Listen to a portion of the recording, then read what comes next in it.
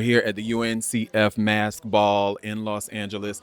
I'm so excited. Stay tuned. The carpet is set. Let's go. Bull City, the last time we did.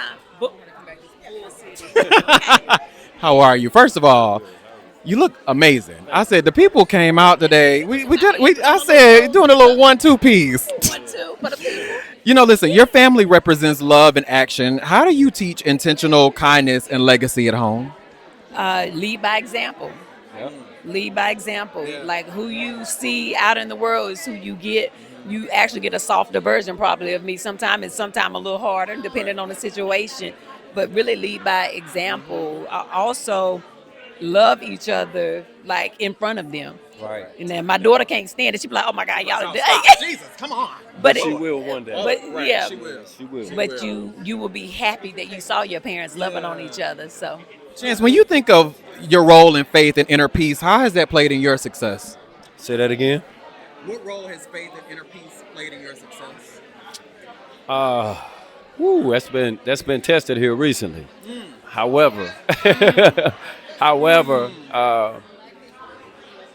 remembering that is where our success started. Trying to find that inner peace, and even when I didn't have it, seeking it out, and understanding that it's a journey. It's not something that you will encounter and it will remain as a constant. It is a constant journey that you have to seek. You got to work on your faith, and you got to continue to look for your internal peace in order for you to be successful. Once I came to that realization,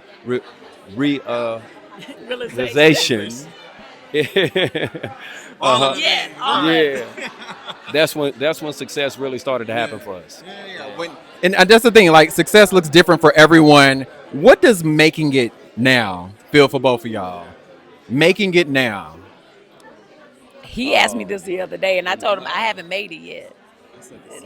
I still got work to do. And jokingly, I said the way I know, I guess financially I made it is when I could pay that Amex every month. I ain't have to put something on it. I could pay it off every month. And she just comes out without me even saying, I want to put $100 down. No, put the whole thing. Yeah, I said, oh, you mean I can pay it off I used to work at American Express at the call center. Okay. And I remember when people used to call and pay their bill off every month, I was like, I ain't never going to be able to get an American Express card because you got to pay. You can't put nothing on. You got to pay it off every month. Absolutely. When we were able to do that, I said, oh, we'd have made it financially. But I think in life, living a life of freedom and being authentic and showing up as our true self is making it to me. Absolutely. Chance, a lot of people haven't been able to ask you this question on the carpet. What does legacy look like for you?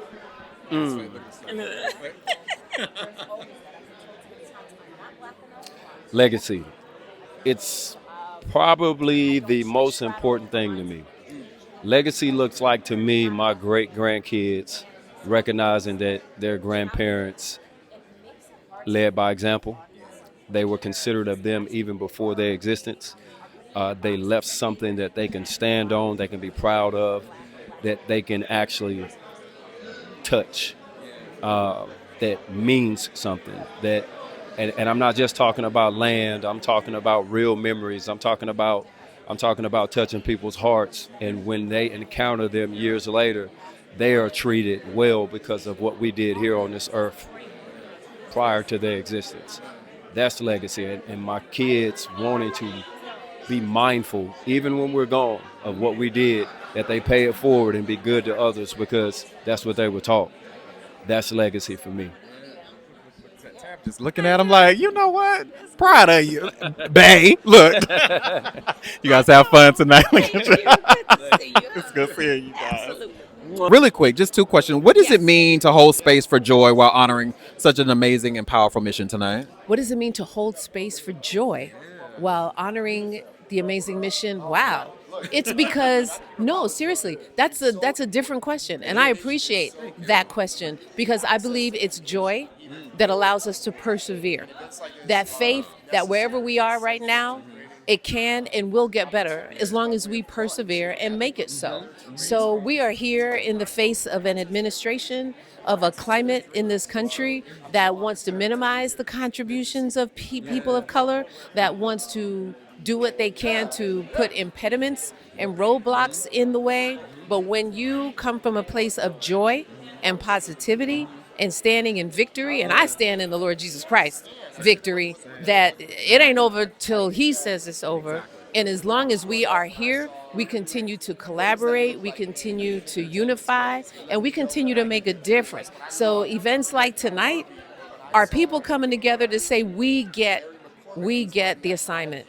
And we're coming together to support and make sure the efforts of an organization like the UNCF continues to have the funding it needs to provide the services, the scholarships, the maintenance costs, the all of the things. So yes. So yeah. Looking back No. at your entire life, you gotta look My back, entire girl. life. Okay. Yeah. What was the pivotal moment in your life, Dawn, that changed your career in the full trajectory, and kind of who helped open that door? Oh my gosh. In my entire life, that would be my grandmother, who passed away 1 month before she would have seen me in my first Broadway show. I come from a single mom, a single parent home, myself and 3 brothers. Prior to it being a single parent home, it was a home rife with domestic violence. So my mom left us for 2 years in order to save herself, save her life, and get a degree, get all of those things to come back and get us. So my grandmother and my mom trying to navigate, working, going to school, raising the 4 of us, she was one of the instrumental people encouraging me to sing, to dance, to act, her along with several of my teachers in public school. So I am all about education. I am all about teachers getting the resources they need to continue to speak into the lives of their students, because we spend more time with most of our teachers than we do with our parents. It's very, very true. So that was the pivotal point for me of being told and being instructed and giving the tools to actually accomplish the things that I dreamed about. Almost never realizing what I actually ever attain it. But because they deposited that in me, I was willing to try.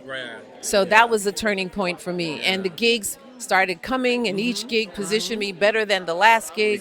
But if not for those foundations, it wouldn't have happened. How's your heart?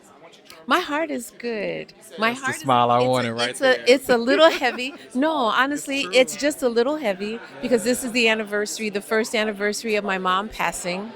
And in 2025, I lost my mom and 3 uncles and about a dozen friends. So 2025 was a very emotionally challenged year. But standing here now, standing here in my mom's grace and how she deposited just graciousness, forgiveness, inclusion, and faith and hope and walking in God's victory. That's why I look the way I look. That's why I stand the way I stand. Right. You smile the way you smile, girl. The way I smile. Have fun Thank you, tonight. Mom. Thank you so much. Thank you for you. All right. Good. You look good. That's all that matters. I feel good. I'm so excited for you and your heart and all of the things that you have been able to accomplish just for the culture and just for Black women that are standing on your shoulders. Thank you so much. If you could speak directly to your younger self, younger Kim Coles, right now, what would you tell yourself about perseverance? Oh, I would tell a younger Kim Coles to trust her intuition more. Stay connected to what's really important, source, and to ask more questions and stay away from some of the fools. You You know they were fools. The whole time. You knew Come it. on. That's why I say trust your intuition. hard. I knew it, but I wanted to have the You were like, adventure. but I'ma try it. I didn't I'ma need all try. those adventures. I didn't need all those adventures. What part of your journey required the most courage? Oh, ooh, these are good questions. You're good. The part of my journey that required the most courage, oh gosh. I love when they get I'm- stumped. That means you I'm- got her. I'm looking for a sound bite. The part of my journey that required the most courage was all of it. All of it. You know, okay, the part that required is trying to get rid of my gum. It's coming. Hold on. The part of my journey that let me start this. The part of my journey that required the least amount of courage was beginning this journey into show business. I didn't know what to expect. Yeah. I jumped in with all force. and I didn't know what I didn't know. What required courage was to decide not to get jaded, as I learned about the bumps along the way, about the challenges, about the people who would betray me along the way, and to hold on to remaining joyful, peaceful, and willing to love and willing to try again. So I would say the courage happens every single day. It's a choice. Listen, have fun tonight. I appreciate all of the things. Hello. Hello. That part. Hello. Hello. Like that part right there. That part right there. What's up? What is it? I'm amazing. Jameer with iHeartRadio. Nice to see you. Thank you. It's a pleasure seeing you. You're co-hosting tonight, tonight, all of the things. What does it mean to hold space for joy while honoring such a powerful mission tonight? Oh, man. I think it is so necessary to choose joy every day, even when it's hard. And some days, it is not the easiest thing to choose the joy. And that's when you got to really, you got to pull up, right? You got to really pull up more than maybe on a normal day. But choosing joy is essential and it's necessary. It will set you free. Yeah, it will. It really, truly will. And sometimes I think we're looking too hard for it because sometimes it's in the simple things. Hello, like when you go to the grocery store and they got nice looking cherries.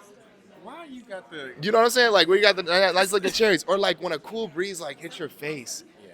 Like those are the moments that I'm like, thank you. All right. Small moments. I remember talking to somebody earlier just about like, how are they? How was their day? And they were like, I woke up today. Hello. Those things, right? Tonight is all about education, access, and legacy. Who believed in you before the world did? Ooh, wow. Who believed in me before the world did? That's a great question. That is an excellent question. Anybody? Like, does it have to be a family member? Anybody? The first person that comes to mind is my grandma Vera.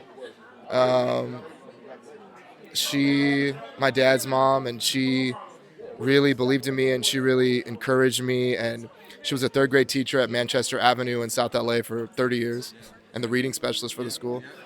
And she always, like the first person to ever teach me how to public speak was her. She taught me in her living room to memorize the poem. In her living room. Jonathan Bing Does Arithmetic by Beatrice Curtis Brown. And, you know, she taught me about manners. She taught me how to be respectful. She taught me how to present myself. She prioritized that. And when I started teaching, she taught me how to teach. I lived across the street from her until I was 8 years old, and I would stand on the sidewalk with my backpack from school, and I'd run across the street and she'd help me with my homework. Like I'd be looking out the window to see her pull her car in from getting home from school. And she always believed that I could, and there was nothing that I did that she wasn't proud of. And I feel like every day I continue her legacy. She was like my first friend, my first real friend. I miss her a lot. She passed away in 2019 from Alzheimer's dementia, but she was a really beautiful, special person. There was nothing that I did that ever surprised her. And so, Vera, my grandma Vera. As you tell that story, immediately I thought about you. What do you want your legacy to be? Get me with the questions no one's ever asked me before. This is good, man. What do I want my legacy to be? I want my legacy to be one of kindness and love and compassion, empathy, really love. Like, I'm a tender-hearted person. I always want people to feel like they're seen, they're heard, they're important, that they're valued. And I care a lot about how people feel on the inside, especially people that are in my immediate orbit. And so, if I love you, I'm going to love you hard, and I'm going to love you boldly. All of the things. But I feel like love, I want that to be my legacy. Yeah. And have fun tonight. I appreciate you. What a beautiful interview. What a beautiful interview. So wait, you work for iHeart? I do. You have a podcast? I mean, so the people who showed up today, because clearly, y'all look absolutely fantastic. UNCF, Mass Ball, Jameer Smith with iHeartRadio, First and foremost, I always like to ask the question, how are you both and how's your heart? Thank you for that. Thank you for asking. You know, February was Heart Month, so we got to check in. And I'm a Kaiser Permanente. I'm our president for Southern Cal, Hawaii. I love that you're asking about our heart, right? My heart is full. I would say my heart is full. This organization does so much in our communities, and I'm just so glad to be here this evening to celebrate them. Absolutely. Heart is full because I get a chance to meet a person like you. And you're talking about Sharon. I'll just step out a little bit. Tonight is about education, access, and legacy. Who believed in you both before the entire world did? Oh, my parents, no doubt. My parents were very clear that education was the pathway, and whether I didn't have a choice, right? I did not have a choice. I was going on. I was going to undergrad. I was going to keep going. So got multiple degrees, and I owe it to my parents. I would say my parents and my grandmother. She was one of the most influential individuals in my life, and she believed in me and knew that education was a pathway to success. Both of you, as we wrap this, I thought about this night and all of the things as people of color are experiencing and people in the world are experiencing. What do you want your legacy to be? I mentioned that I'm in healthcare, and I got into the field because there are so many inequities. Everybody doesn't have access to healthcare as they should. I believe healthcare is a right. I equally believe that education is a right. And so if we can lean into all of these things that should be the foundation for all people, black, brown, all colors, we need to lean into where there is a divide, and we need to fill the gaps. So, and especially now, I would say, especially now more than ever before, whatever we can do in whatever space we lead or we work, there's a space for us to be able to help bridge that divide. Success, legacy. What do you want it to be for yourself? A legacy is literally uplifting my spouse, my family, and literally my people. I think this is a critical time that we remember who we are, where we came from, and how much more we have within us to advance people of color. You guys have an amazing time tonight. Be safe. And thank you guys both for just all that you do for yourself, for all of us, and for your heart. Thank you so much. Thank you for all you do. Absolutely. Thank you guys. Thank you.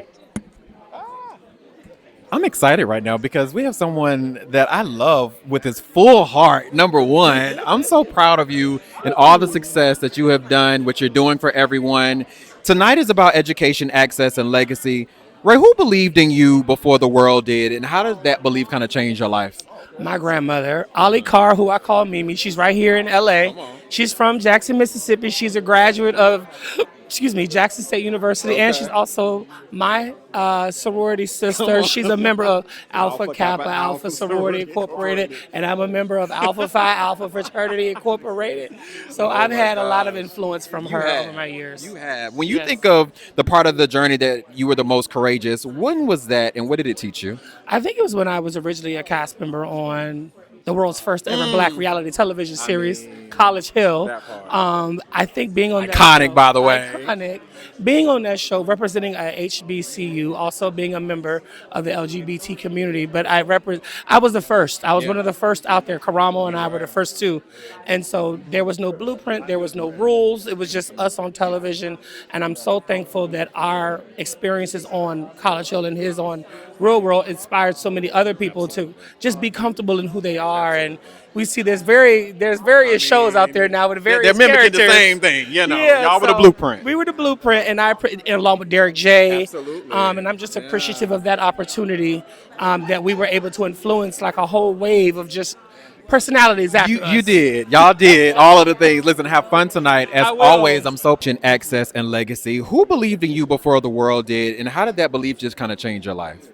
So definitely family. My mom is, she has 8 other brothers and sisters. Wow. And those 8 brothers and sisters all fed into me with love. And so that's, and also community. So I'm from New Orleans. I come from a historical community called Punch-Train Park. And so that's another, so I think that background of being from a warm and loving community background is why I'm so much involved in community development work. That's okay. No, well, UNCF is entering its 9th decade. Crazy when you think about it. About the impact and the success and everything when it comes to UNCF, what responsibilities come with the platform now that all of this is happening? What comes with all of this? Well, the understanding that, you know, people before us paved the way, and now we have to pave the way. And so investing with your time, treasure, talent is what we really need to see out of a lot of individuals in the LA area. LA has to show out. LA has to show out. Yes, yes. You are showing out always. I mean, she looks amazing, y'all. Come on, have fun. Demetria's in the building, and immediately I said, "Let me get $20." That's all, honey. Listen, 20. Listen, 20. I'm like 20 can stretch for a minute. I see that. If you could speak directly to your younger self right now, what would you tell yourself about just perseverance and just life? It's what we're made for, apparently. We've had to prove it way too often, but we're resilient, and when we stand together, it's a lot easier to get through. That part. You know, when you think of legacy, you've accomplished a lot of things, right? From theater and music, reality television. But I say, look, we all got moments in our life, but those moments still meant things, right? For you, what does legacy mean, Demetria? Wow. Legacy means continued dreaming. You know, Dr. King had a dream. That was his legacy. That's something we see even today. UNCF was founded how many years ago, and we are still paying it ninth forward. decade. Listen, this is what we have to do. Legacy means continuing to look forward to the next. Yeah, and listen, I want you to have fun tonight at UNCF Mass Ball. Normally and typically ask this question on my show. How is your heart? My heart is happy, healthy, and whole, honey. Come on. Happy, healthy, and whole here on iHeartRadio. Yeah, I'm in a great place. Yeah. I'm comfortable with me. I love me, and it allows me to be the best version of myself for everybody else. And it shows. Have fun tonight. Absolutely. You look good, girl. Tonight is such a I'm great. I appreciate you guys. And I thought somebody was flyer than me. And I said, well, okay, here we go. You got the Cummerbund memo. Tonight is about education, access, and legacy. Who believed in you before the world did, and how did that belief kind of just change your whole life? Who believed in me before the world? My mother. You are the third person tonight to say our mother. My mother did. My mother believed in me when I did not believe in myself. And she always knew that I was going to end up in music or some form of music before I even realized it. She told me when I was a kid to practice, and I didn't until I became an adult. And then I remembered all those things because she told me that music is a part of you. And I didn't even know it. You didn't even know. You know, for success looks different for everyone, right? What does making it truly mean? Honestly, just even for you, what does success feel like making it today? Success? Yeah. That's her second English is her second language. I love it. But for you, even what does success even just mean to you today? You know, at one point I thought success was about making money. Right. But as you develop and see the world as it is, success is being able to influence and help other people. That's what success is to me. To be able to give, to be able to help. I want you guys to have fun tonight. I want to thank you guys both just for your heart, and thank you for all the work that you have done. Honestly, thank you. I mean, I thought that I showed up at the carpet tonight, but somebody is looking absolutely amazing. Thank you. Thank you. Thank you. Tonight is about education, access, and legacy. Who believed in you before the world did? My parents. My mother and father. They have been philanthropists all their lives, and they were great examples. And then on top of that, I got a couple historicals. It's Harriet Tubman. Harriet Tubman, I always say I have a Harriet Tubman approach. You don't always have to you don't always have to let everybody know what you're doing. Sometimes you can just be a Harriet Tubman stealth and just get the job done and tell everybody you did it later. Exactly. What part of your journey has required the most courage? I'm president and CEO of the Los Angeles Urban League. It's in this moment and this time, when so many people are trying to wipe away and erase our culture. It's about standing up, and it's about not being afraid. And when you see individuals that we've lost, like Jesse Jackson and John Lewis, and all of the amazing leaders, Shirley Chisholm, and my goodness. And then we have those that are still with us, Barack, and so many others, Maxine Waters, you know, the list goes on and on. And so And you too. and myself too. I'm the first woman in 103 years to sit in this position. Thank you for you, but honestly, thank you for your heart and your purpose and being the woman that people can stand on your shoulders and say, if she can do it, I can do it too. Thank you. That Have means fun a tonight. lot. Thank you. Thank you. Thank you, Dolly. Thank you. Tonight is about education, access, and legacy. Who believed in you before the world did, and how did that belief kind of change your life? Well, my mother believed in me before anybody.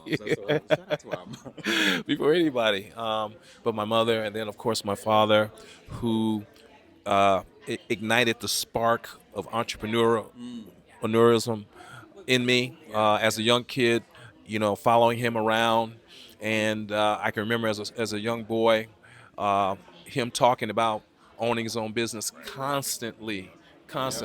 And so when I left to go to college and I went to Howard University, I went with the intention of getting a degree in business and coming home and working in the family business, and that's exactly what I've done.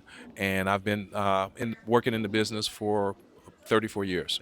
You know, success looks totally different to everyone.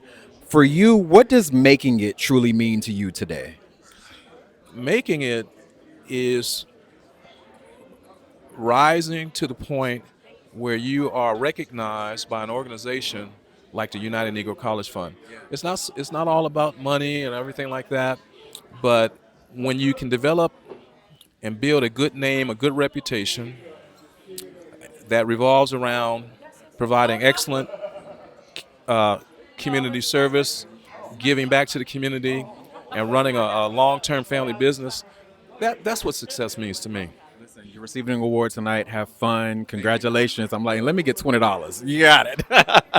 Have fun tonight. Absolutely. Thank you.